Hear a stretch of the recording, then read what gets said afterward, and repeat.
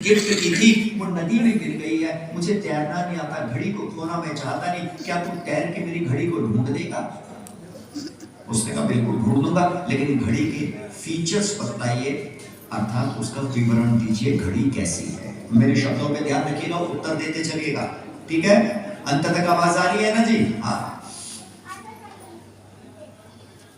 इसने कहा देखो मेरी घड़ी टाइटेन की थी, गोल्ड प्लेटेड थी, पानी का उस पर असर नहीं होता, वाटर रेजिस्टेंस, पानी का उस पर असर नहीं होता, और आधे घंटे पहले गिरी जब उसमें 12 बज रहे थे। ठीक है, इस लड़के ने सारे लक्षणों को ध्यान में रखा, नदी में गया और थोड़ी देर के बाद पानी को ढूंढ के, पानी में से घड़ी को ढूंढ के ले आया, थमा दी। बड़ा खुश हुआ वो व्यक्ति, वृद्ध था, बहुत आशीर्वाद भी दिया। उसके बाद अभी इसी घटना को उल्टा कर दीजिए, समझिए। युवक नदी के किनारे से गुजर रहा है, वृद्ध दुखी स्थिति में बैठा है। युवक ने पूछा बाबा दुखी क्यों हो? बाबा ने कहा मेरी घड़ी नदी में गिर गई है। युवक ने कहा तो समस्या क्या है, जाओ निकाल लो। वृद्ध ने उत्तर दिया मुझे तैरना नहीं आता। पूछा तुझे तैरना आता है? आता है। तू ढूंढ देगा? ढूंढ दूंगा। कि लेकिन बदला तो सही बाबा, तेरी घड़ी है कैसी? उसने कहा मेरी घड़ी HMT की घड़ी है, सिल्वर प्लेटेड है, उस पर पानी का असर होता है, और जब वो गिरी उस समय सुबह के 5 बज रहे थे।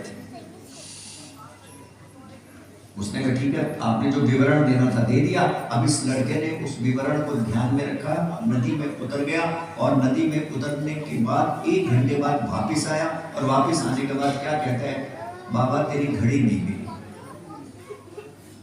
समझ लीजिएगा मैं क्या कहना चाहता हूं। प्रश्न मेरा है, पहली घड़ी मिली? बोलिए मिली, ठीक है ना? कुछ साथ दीजिए। मिली, क्यों मिली? विवरण सही था, विवरण सही था। दूसरे क्यों नहीं मिली?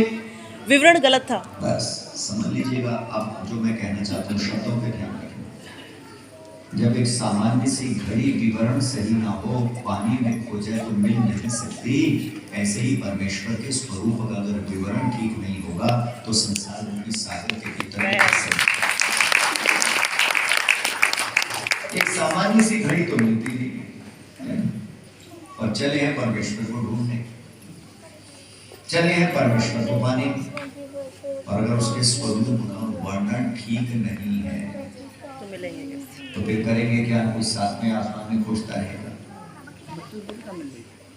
कोई तीर्थों में खोजता रहेगा, कोई तथाकथित भगवानों में खोजता रहेगा, कोई किन्हीं प्रतीकों में खोजता रहेगा, और परिणाम क्या होगा?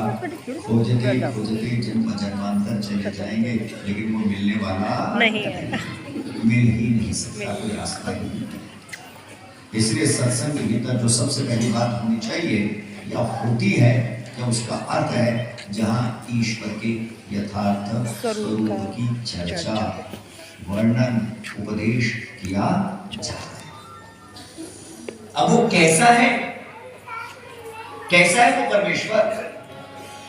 तो वेद के शब्दों में कहना चाहें तो यजुर्वेद का 40वें अध्याय का 8वां मंत्र है, जिसमें बताया गया वो कैसा है।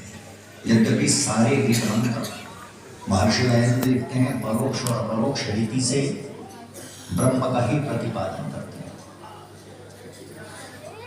लेकिन एक मंत्र अभी मैं कहता हूं जिससे आपको पता चलेगा कि वह परमेश्वर कैसा है।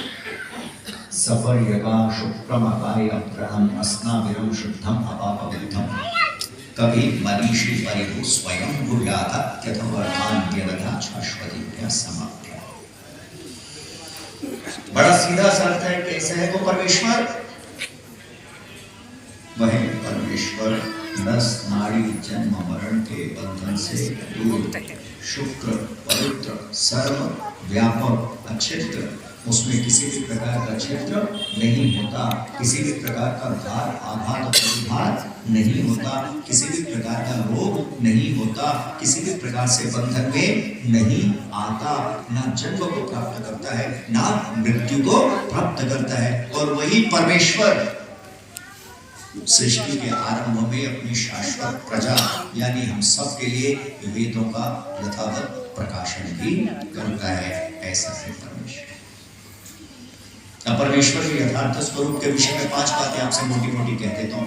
इतना भी अगर आपने ध्यान में रख लिया तो आप जीवन में सुख शांति